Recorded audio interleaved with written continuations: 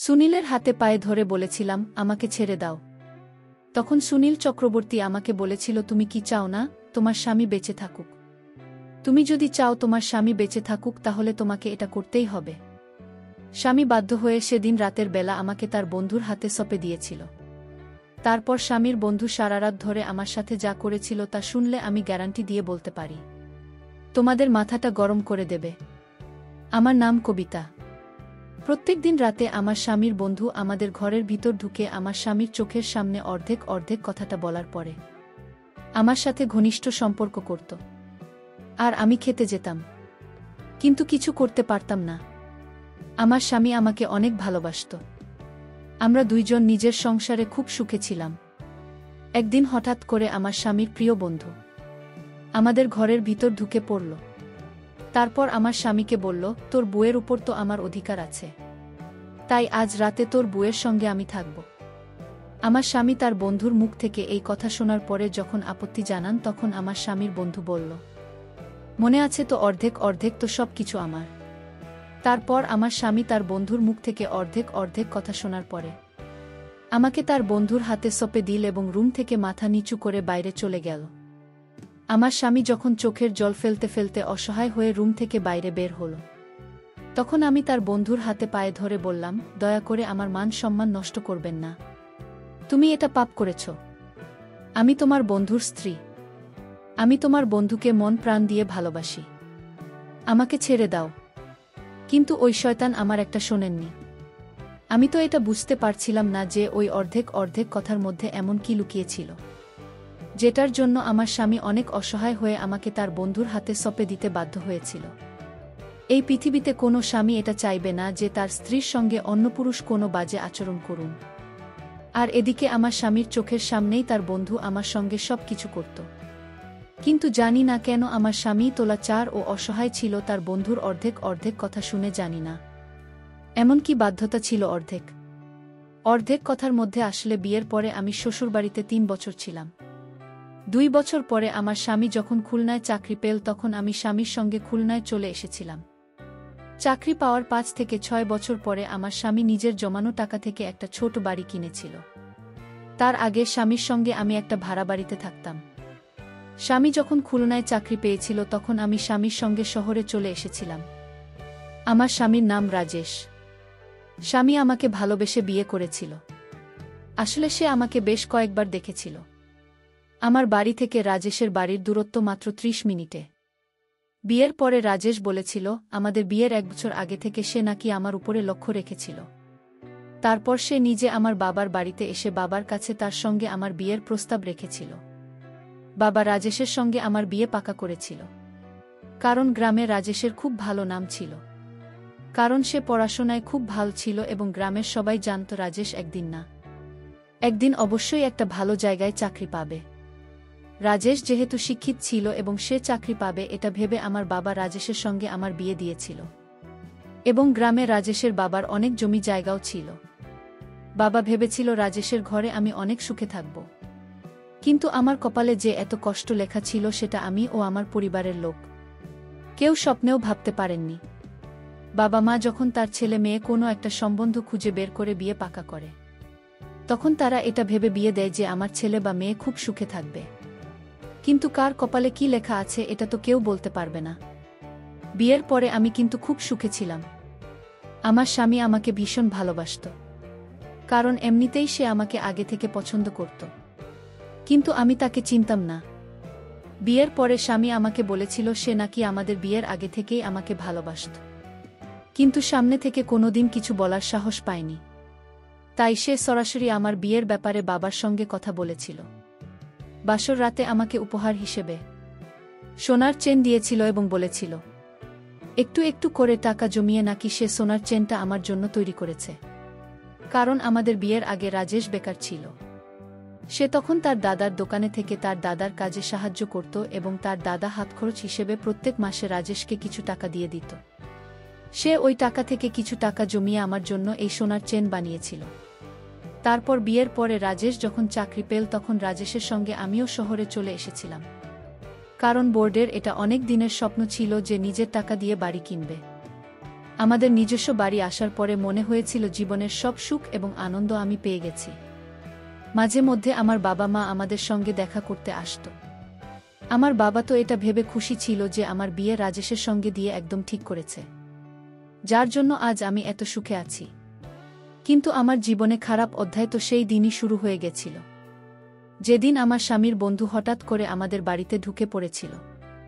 সেদিন আমি রাজেশ পছন্দের তরকারি রান্না করেছিলাম। সেদিন দুপুরবেলা আমি ওর স্বামী দুজনে একসঙ্গে বসে খাবার খাচ্ছিলাম এবং আমরা খুবই খুশি ছিলাম। তখন হঠাৎ করে আমাদের বাড়ির বেল বেজে উঠল। রাজেশ তখন আমার মুখের দিকে চেয়ে বলল, এই দুপুরবেলা আমাদের বাড়ি থেকে এসেছে। সেদিন রাজেশের ছুটির দিন ছিল। সেদিন সারাদিন স্বামী আমার সঙ্গে ছিল। আসলে ছুটির দিনে স্বামী আমার অনেক কাজে সাহায্য করে দিত। তারপর বাড়ির বেল বাজার পরে আমি যখন দরজা খুলতে গেলাম, তখন তাকে চিনতে না পেরে যখন স্বামীকে ডাক দিলাম, তখন স্বামী এসে তাকে দেখামাত্র এত বেশি ঘাবড়ে গেল যে তার মুখ দিয়ে কথা বের হচ্ছিল না। কিছুক্ষণ পরে দরজার ওপারে দাঁড়িয়ে থাকা ছেলেটি যখন আমার স্বামীর দিকে মুচকি হেসে বলল, কি ব্যাপার বন্ধু, আমাকে দেখে তুমি অনেক বেশি ভয় পেয়ে গেলে, আমাকে বাড়ির ভিতরে ডাকবে না? এভাবে দরজার সামনে দাঁড়িয়ে দাঁড়িয়ে আমার দিকে তাকিয়ে কি লাভ? তোমার বাড়ি মানেই তো আমার বাড়ি, তাই আমাকে বাড়ির ভিতরে আসতে দাও। ওই কথাটা বলা মাত্রই ছেলেটি আমাদের অনুমতি ছাড়াই বাড়ির ভিতরে প্রবেশ করল। আমি তখন স্বামীর মুখের দিকে হা করে আশ্চর্য হয়ে তাকিয়েছিলাম, কারণ আলগা মানুষ কিভাবে আমার স্বামীর চোখের সামনে আমাদের বাড়িতে প্রবেশ করতে পারে। আমি তখন রেগে গিয়ে স্বামীকে বললাম, এই ছেলেটাকে আর তার সাহস কি করে হলো আমাদের বাড়ির ভিতর এভাবে প্রবেশ করার? তুমি তাকে কিছু বললে না কেন? রাজেশ বলল, এটা আমার ছোটবেলার বন্ধু, এর নাম হচ্ছে সুনীল চক্রবর্তী। ছেলেটি বাড়ির ভিতরে ঢুকে আমাদের কোনো কিছু না বলেই একটা ঘোরের মধ্যে নিজের জিনিসপাতি ভরে দিয়ে স্বামীকে বলল, আমার প্রিয় বন্ধু, আজকে থেকেই রুমটা হচ্ছে আমার। আমার স্বামীর বন্ধুর অসভ্যতা দেখে আমি স্বামীকে বললাম, তোমার বন্ধুকে এত বেশি আশকারা দিচ্ছে কেন? আমার বন্ধু তো এমন ব্যবহার করছে মনে হচ্ছে যেন এই বাড়িটা তোমার নয়, তোমার বন্ধুর। আর তুমি এভাবে তাকে কিছু না বলে চুপচাপ ভূতের মতো দাঁড়িয়ে আছো কেন বলো? তখন সে বলল, তুমি চিন্তা করো না, ও কিছুদিন পরেই আমার এখান থেকে চলে যাবে। আমার বন্ধুর একটু ক্ষোভ আছে। আমার সব জিনিসের উপরে দখল আন্দাজি করা, সে ছোটবেলা থেকেই আমার প্রত্যেকটা জিনিসের উপরে নিজের অধিকার দেখাতে। আসলে ছোটবেলা থেকে আমি তাকে নিজের ভাইয়ের মতো ভালোবাসতাম, কারণ আমার মতো তারও বাবা মা অনেক আগেই মারা গিয়েছিল। তাই আমি তাকে নিজের ভাইয়ের মতোই অনেক ভালোবাসতাম। স্বামীর বন্ধু ব্যবহার দেখে আমাদের তো দুপুরের খাবার দাবার উঠে গিয়েছিল। তারপর আমার স্বামীর বন্ধু ঘরের ভেতরে নিজের জিনিসপাতি রাখার পরে আমাদের কিছু না বলে আমার স্বামীর চেয়ারে বসে স্বামীর প্লেটের খাবারটা নিয়ে খেতে শুরু করে দিন। আমি তখন রাগে স্বামীর বন্ধুকে বললাম, এই প্লেটটা তো আমার স্বামী, তোমাকে আমি অন্য প্লেটে খাবার দিচ্ছি। আমার স্বামীর বন্ধু বলল, না না, প্লেট আলাদা করার কোনো দরকার নেই, আমরা সবকিছু অর্ধেক অর্ধেক ভাগ করে নেব, তাই এই প্লেটের খাবারটা আমরা অর্ধেক অর্ধেক খেয়ে নিতে পারব। এই কথাটা বলে সে আমার স্বামীর ভাগের খাবারটা খেয়ে চলে গেল। আমি তো হা করে আশ্চর্য হয়ে স্বামীর মুখের দিকে তাকিয়েছিলাম, কারণ এত অসভ্যতা করতে আমার জীবনে আমি কাউকে দেখিনি। জানি না আমার স্বামী কী কারণে তার বন্ধুকে এত বেশি আশকারা দিচ্ছিল। প্রথমে তো মনে হয়েছিল আমার স্বামী তার বন্ধুকে আশকারা দিচ্ছে, কিন্তু যত দিন যাচ্ছে আমি বুঝতে পারছিলাম আমার স্বামী তার বন্ধুকে আজকারা নয়, সে তোলার চার ও অসহায় হয়ে তার বন্ধুর সব কথা বাধ্য হয়ে মানছিল। যখন তিনি তার বন্ধু আমাদের বাড়িতে এসেছিল, তখন থেকেই তার বন্ধুর তাকানোর অঙ্গিভঙ্গি দেখে আমার ভীষণ খারাপ লাগত। এমনকি সে আমাদের বেডরুমের ভিতর ঢুকে আমার স্বামীর জামাকাপড় নিজের গায়ে দিত, আমাদের অনুমতি ছাড়াই, এবং আমি যখন বাধা দিতাম তখন সে আমার নাম ধরে বলতো, আরে কবিতা, তুমি আমাদের দুজনের গোপন কথার ব্যাপারে কিচ্ছু জানো না, তাই তুমি আমার ও রাজেশের মাঝে না আসলেই ভালো। সে যখন আমাকে বৌদি না বলে নাম ধরে ডাকতে শুরু করেছিল তখন রাগে আমার মাথা পুরো গরম হয়ে গিয়েছিল।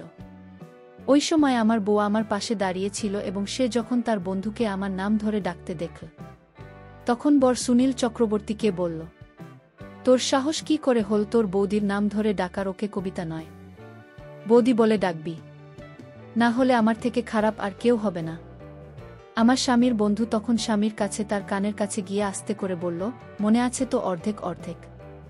সে যখন আস্তে করে আমার স্বামীকে অর্ধেক অর্ধেক কথা বলেছিল তখন আমি শুনতে পেয়েছিলাম এবং না পেরে স্বামীকে পার্সোনালভাবে জিজ্ঞেস করেছিলাম যে তোমার বন্ধু প্রত্যেকটা কথা অর্ধেক অর্ধেক কেন বলে, এমনকি খাবারদাবার জামাকাপড় প্রত্যেকটা জিনিসের উপরে অর্ধেক অর্ধেক বলে দাবি করত এবং স্বামীর প্রত্যেকটা জিনিস স্বামীর অনুমতি ছাড়াই সে ব্যবহার করত।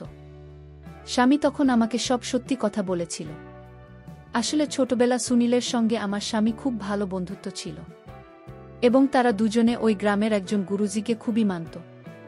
এমনকি আমার স্বামী গুরুজির সামনে শপথ দিয়েছিল যে নিজের সুখ দুঃখ ভালো মন্দ সব কিছু নাকি তার বন্ধু সুনীলের সঙ্গে ভাগ করে নেবে এবং সুনীল চক্রবর্তী ছোটবেলার সেই শপথ আমার স্বামীকে মনে করিয়ে তার কাছ থেকে সব কিছু আদায় করত।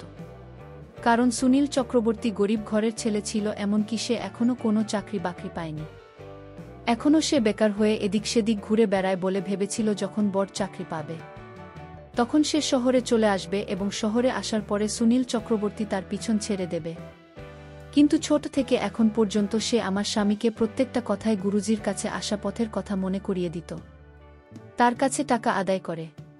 আমার স্বামী তো স্বপ্নেও ভাবতে পারেনি যে ছোটবেলা আকাশপথের কথা মনে করিয়ে তার বন্ধু এইভাবে হুমকি দিয়ে তার কাছ থেকে সব কিছু আদায় করবে।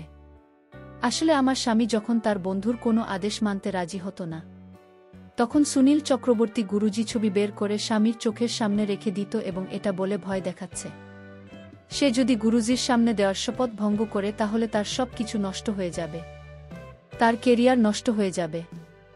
গুরুজির কথা মনে করে আমার স্বামী বাধ্য হয়ে তার বন্ধু যা চাইত তাই দিয়ে দিতে হয়। এ কথা শোনার পর পুরো শরীর থরথর করে কাঁপছিল, কারণ আমি দুপুরবেলায় আমার ঘরে বিছানায় শুয়েছিলাম। তখন মনে হলো কি যে আমার রুমে ঢুকছে এবং আমার পায়ের কাছে বসে আছে। ভেবেছিলাম বর বাড়িতে এসে হয়তো আমাকে ঘুমন্ত অবস্থায় দেখে আমার স্বামী একটু স্নেহ করছে, কিন্তু চোখ খুলতে ভয়ে আমার প্রাণ বেরিয়ে যাওয়ার মতো অবস্থা হয়েছিল। কারণ আমার স্বামীর বন্ধু আমাদের ঘরের ভিতরে ঢুকে আমার পাশে বসেছিল। আমি তখন ভয়ে বিছানা থেকে উঠে তাকে ধাক্কা দিয়ে দূরে সরিয়ে বললাম, তোমার সাহস কি করে হলো আমার রুমে তুমি এসেছ?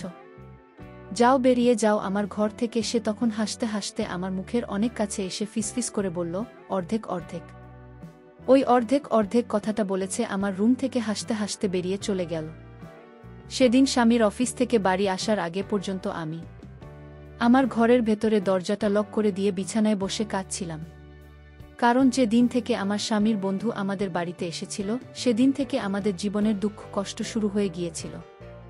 আমি স্বামীকে অনেকবার বলেছিলাম যে এই সব কুসংস্কার যাতে বিশ্বাস না করে, কিন্তু আমার স্বামীর মনে ভয় ছিল যদি সে গুরুজির সামনে দাস পথের অপমান করে তাহলে হয়তো তার সব কিছু শেষ হয়ে যাবে। এই বয়সে তার বন্ধুর সব আবদার পূরণ করত।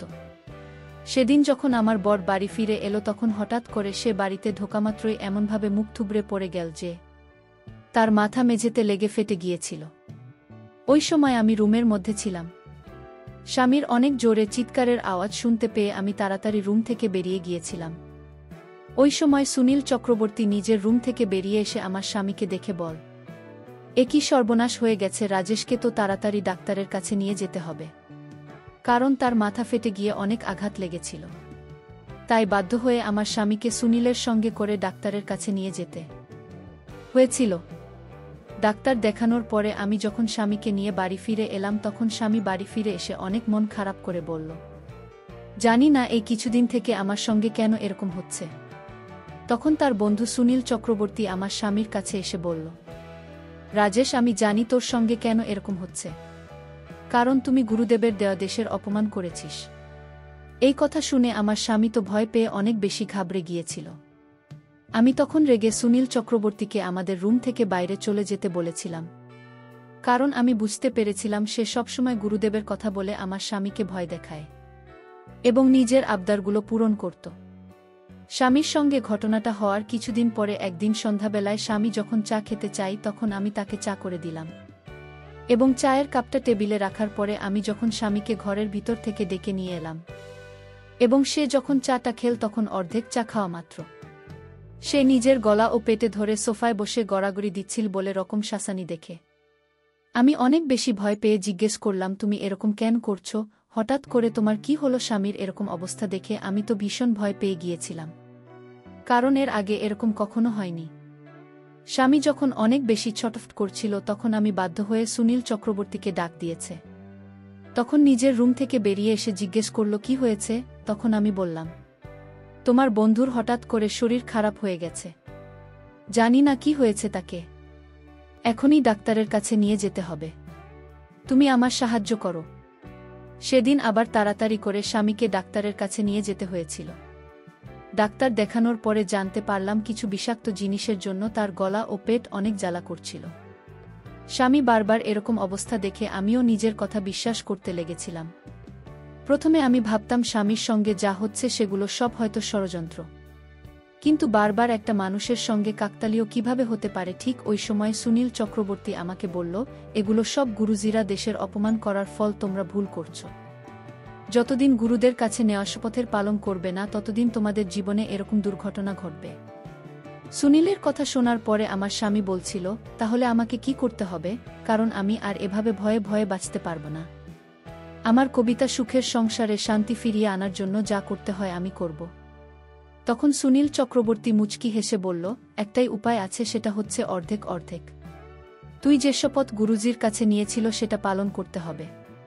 তবে তুই এই শান্তি ফিরে পাবে তার সুস্থ হওয়ার পরে। আমার স্বামী তার সম্পত্তি, বাড়িঘর সবকিছু তার বন্ধু ও নিজের নামে অর্ধেক অর্ধেক করেছিল। এদিকে আমি স্বামীকে এই কথাটা বলিনি যে তার বন্ধু প্রত্যেক দিন আমার ঘরে এসে আমার সঙ্গে নোংরামি করার চেষ্টা করে। কারণ আমি যখন প্রথমে আমার স্বামীকে সুনীলের ব্যাপারে বলেছিলাম যে তার বন্ধু মোটেই ভালো মানুষ নয়, সে আমার উপরে নোংরা নজর দিয়েছে, কিন্তু তখন আমার স্বামী আমার কথার অত গুরুত্ব দিইনি। কারণ আমার স্বামী নিজেও ভাবতে পারেননি যে তার বন্ধু আমার সঙ্গে এত খারাপ আচরণ করতে পারে। সেই সময় যদি আমার স্বামী নিজের মনে একটু সাহস করে সুনীল চক্রবর্তীকে ঘর থেকে বের করে দিত, তাহলে আমাদের আজ এত খারাপ অবস্থা হতো না। কিন্তু আমার স্বামী গুরুজির উপর এত বেশি অন্ধ বিশ্বাস করেছিল যে সে ভয় পেয়ে নিজের সব কিছু ত্যাগ করতে রাজি হয়ে গিয়েছিল। আমার বোনের উপর দিয়ে ওই সময় অনেক বেশি দুর্যোগ যাচ্ছিল। ওই জন্য আমি আর সাহস করে এটা বলতে পারি যে সুনীল চক্রবর্তী যখন সুযোগ পায় আমার ঘরে এসে আমার সঙ্গে নোংরামি করার চেষ্টা করে। কারণ এসব শোনার পরে আমার স্বামী হয়তো আরও বেশি ভেঙে পড়ত। কিন্তু আমার স্বামী যখন তার সব সম্পত্তি ও বাড়িঘর সুনীলের নামে অর্ধেক করে দিয়েছিল, তারপরে কিন্তু সুনীল চক্রবর্তী সুযোগ পেলে আমার ঘরের ভিতরে এসে কখনো বা আমার শাড়ির আসন নিয়ে টানাটানি করত। এরকম খারাপ আচরণ দেখে আমি তাকে জোরে একটা থাপ্পড় মেরেছিলাম। সে তখন আমাকে বলেছিল, অর্ধেক অর্ধেক মনে আছে তো, নইলে তোমার স্বামীর মৃত্যু নিশ্চিত। এটা আমি তোমাকে লিখে দিতে পারি। আর এটা আমার কথা নয়, এটা হচ্ছে গুরুজির কথা। সুনীলের মুখ থেকে স্বামীর মৃত্যুর কথা শুনে আমার ভয় হয়, স্পন্দন বেড়ে গিয়েছিল। বুঝতে পারছিলাম না কিভাবে এই শয়তানের হাত থেকে নিজেকে ও নিজের স্বামীকে বাঁচাব। কারণ সুনীল চক্রবর্তী তো আমার স্বামীর সব সম্পত্তি অর্ধেক দিয়েছিল। শুধু আমিই বাকি ছিলাম সুনীল চক্রবর্তীকে সবকিছু অর্ধেক দিয়ে দেওয়ার পরেও আমার স্বামীর উপর থেকে দুর্যোগ কাটেনি। তারপরেও আমার স্বামীর সঙ্গে কিছু না কিছু দুর্ঘটনা ঘটে। তখন আমার স্বামী সুনীল চক্রবর্তীকে বলল, আমি তো গুরুজির আদেশ মতো তোকে আমার সবকিছু অর্ধেক দিয়ে দিয়েছি, তারপরেও কেন আমার ক্ষতি হচ্ছে? সুনীল চক্রবর্তী তখন আমার দিকে তাকিয়ে বলল, বন্ধু, তুই এখন সবকিছু ভাগ করিসনি, সবকিছু অর্ধেক মনে হচ্ছে সবকিছু, কিন্তু তোর বুকে তো এখনো ভাগ করিসনি। তোর বউকেও ভাগ করে আমাকে অর্ধেক দিতে হবে, তবে তোর উপর থেকে দুর্যোগ কাটবে। আমি তখন সুনীলের হাতে পায়ে ধরে বলেছিলাম, আমার সাথে এমনটা করো না। তখন সুনীল চক্রবর্তী আমাকে বলেছিল, তুমি কি চাও না তোমার স্বামী বেঁচে থাকুক? তুমি যদি চাও তোমার স্বামী বেঁচে থাকে তাহলে তোমাকে এটা করতেই হবে। স্বামী বাধ্য হয়ে সেদিন রাতের বেলা আমাকে তার বন্ধুর হাতে সঁপে দিয়েছিল, কিন্তু এই রাতে সে আমার মান সম্মান কেড়ে নিয়েছিল। পরদিন সুনীল তার বুকে ফোন করে বলল, আমি রাজেশের সব অর্ধেক পেয়ে গেছি, তার সম্পত্তির দলিল অর্ধেক আমার নামে দিয়েছে। জানবো এগুলো আমার সব ষড়যন্ত্র। আসলে এখানে গুরুজির কোনো হাত নেই। এই কথা আমার স্বামী শুনে ফেল। তারপর সুনীলকে ইচ্ছামতো পেটাল, তুই আমার সব কেড়ে নিয়েছিস, তুই আমার বন্ধু হয়ে শত্রুর মতো আচরণ করেছিস, আমি আজ তোকে মেরে ফেলব। সুনীল তখন আমার স্বামীর পা ধরে ক্ষমা চাইল, কিন্তু আমরা তাকে ক্ষমা করলাম না। ওই শয়তানকে আমরা পুলিশে ধরিয়ে দিলাম। বন্ধুরা, তোমাদের জন্য খুব কষ্ট করে গল্প তৈরি করি। যদি আমার গল্পগুলো তোমাদের ভালো লাগে তাহলে ভিডিওতে একটি লাইক করে দিও। আর এরকম মজার মজার গল্প পেতে আমাদের চ্যানেলটি সাবস্ক্রাইব করে পাশে থাকবেন। ধন্যবাদ।